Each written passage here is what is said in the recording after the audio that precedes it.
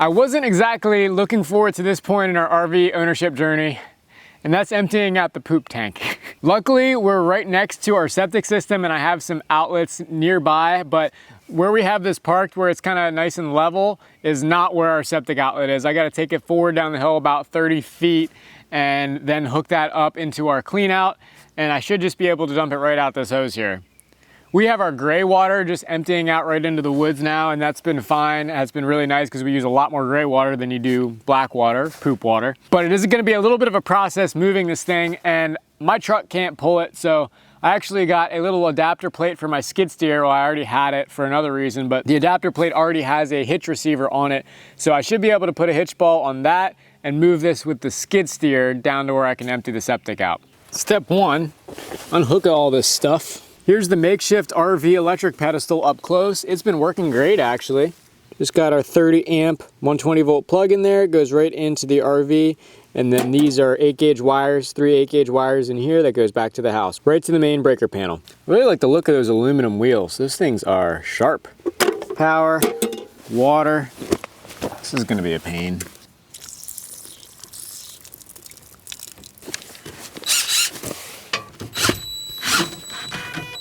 I think this jack is bent. Probably from someone using a drill on it before. Just gotta get it enough to get the supports out from underneath of it. And it's coming right back to where it was. Guess I'll just temporarily disconnect the poop hose. They have these little gate slides that you can kind of close off, whether it's the gray or the black. So my black has been closed the whole time, so it's just been gray water running through this, thankfully. But I'll need this down at the septic when it comes time to do the deed. Now that's how it's supposed to work. That completes all of our exterior disconnections. And inside, I just sort of like tucked away everything kind of towards back towards the wall as far as I could. I'm not going very far. I'm gonna be pretty slow with it. Probably should put the table away. Honestly, the thing I'm most worried about is that black water tank splashing up through this toilet somehow.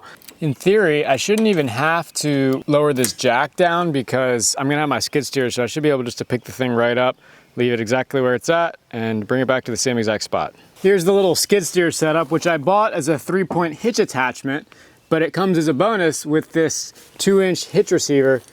Very handy. Very, very handy. To be honest, this is not the right size hitch ball. It's like 1/4 inch too small, but it's all I had on my truck right now. My other one back at the house. All right, let's give it a shot. All right, here goes nothing. Can't really see the hitch ball from this thing. That's the problem.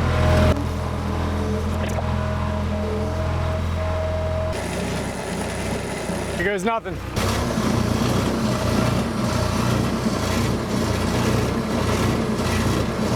All right, original thought was to put it in this clean out here, but it's still sticking up off the ground about a foot. I don't think I'm gonna have the elevation drop that I need.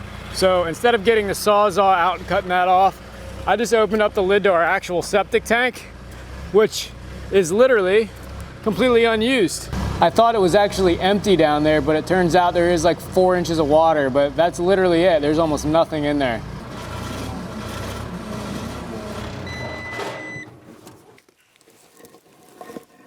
Oh boy. We're coming up on the moment of truth here. Okay, I think she's locked. Hopefully. Probably should prop this up so it's not a trap. As the saying goes, shit rolls downhill. Heyo. Oh my gosh, that's a lot of urine. That is disgusting. That is completely disgusting. Oh my God, does it smell. I'm gonna go inside and check the little gauge thing. It actually has a little readout on the inside to tell you how full your tanks are. So here's gray, which says empty, fresh, empty. Black, I'm still reading 3/4 or 2/3 full. I'm not sure what's going on there. You know, I bet I know what it is. I think this is just pitching downhill that way and the outlet is on this side, so it's not quite fully emptied out. I'm not sure how much I can do about that. I'm not sure if raising it up with a skid steer will help or hurt it, to be honest. Oh gosh, the flies are already starting to gather. Gotta make this quick. Yep, definitely don't want to lose anything down there. Holy smokes, gross.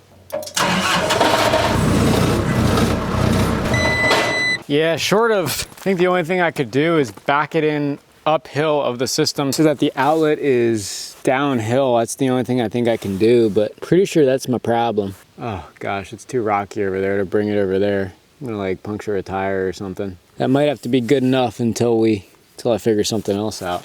Another alternative is to actually put a septic pipe up to that clean out and just have this going in there at all times. That might be an option too. Nothing's ever easy, is it? Please don't get poop on me. It's actually pretty clean. I was expecting something to come out there. Definitely smells though. Holy smokes. Okay. So far I'm poop free. Empty out all that thing's got in it. Gosh, that smells like straight feces. Ugh.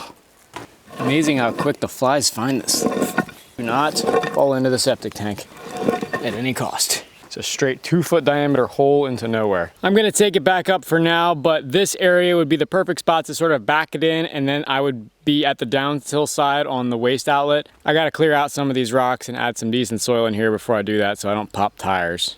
Semi-successful attempt at my first RV dump, heading on back.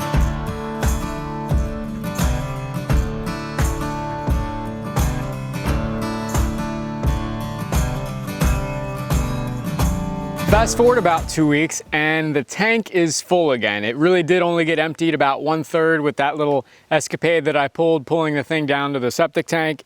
So I decided I don't really want to do that again, and I'm gonna rig something up to make it work. I had messed up on some gutter piping, some storm and drain stuff, and so I had to cut this piece out anyway. This is not poop, this is dirt, before anyone asks.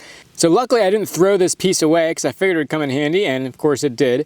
And I'm going to use this, just plumbed right up to the exit of my outlets there, to turn and go all the way down. I bought 5 more sections of this storm and drain pipe, and I don't actually have them glued together at the bell ends. These have these built-in flared out ends that you don't need a coupling for. So I want to use them again in the future. I would like to be able to get them apart without cutting them in so I can reuse the bell ends. So these are all just friction fit, and I don't think they're gonna leak. They're all going downhill. But I have about 50 feet hooked up, and I have rocks supporting the pipes pretty much at each joint section. My biggest fear is that when I go to finally dump this, the pipe's gonna get so heavy that one of these joints gives out or it rolls off one of my rock stacks, and then that would be an EPA disaster call. This is the inlet of one of our septic cleanouts, so I got an adapter from 4-inch PVC Schedule 40 to the storm and drain pipe, and I had this 90 already laying around. This is where I felt the most stress was gonna be on this 90, so in order to keep it from leaking, I did glue the 90 to this adapter, and then I have the adapter dry fit onto the 4-inch. I'll cross my fingers that nothing leaks down here, but I'll keep an eye on it. I set my level on the pipe going all the way down in various locations, and it does have some amount of slope all the way downhill, so that should prevent any clogs. If you've watched some of my other plumbing videos, you know how particular I am with plumbing and making it neat. So please don't judge me by this. This is really the worst rigged up thing that I've ever done, but I know it's very temporary and I want to be able to reuse that pipe, so it is what it is. Now's the moment of truth where we actually see what happens when we pull the gate valve and dump, oh, I don't know, 50 gallons of sewage through this thing. Oh, might have to let it out slow.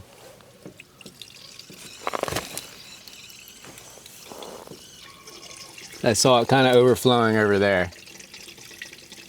Oh my gosh, that smells awful. Holy smokes. Wow. I'm gonna try ramping it up just a little bit. All right, I think that's good enough to go check some stuff. Check and make sure any of our joints aren't leaking. I definitely hear it all coming down. Oh boy. Oh yeah, he's flowing. Looks to be all liquid, so I'm gonna go open that up a little bit more and get some of the solids. And try not to get any major backsplash out the top of the pipe here. Oh shoot, that's what I'm talking about. Okay, well the gate valve's all the way open. Hopefully we got most of the solids out. Now let's check their gauges here. Huh, it still says black all the way full.